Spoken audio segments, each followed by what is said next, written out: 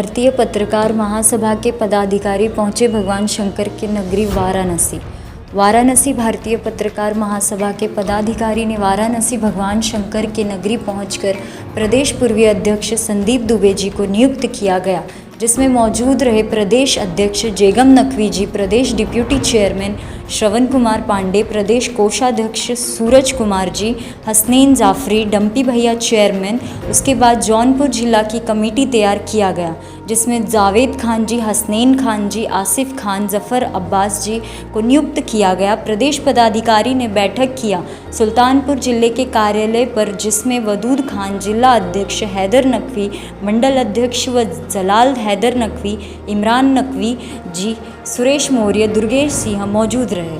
उन्नाव से जेगम नकवी के साथ bureau report ABN news Bihar.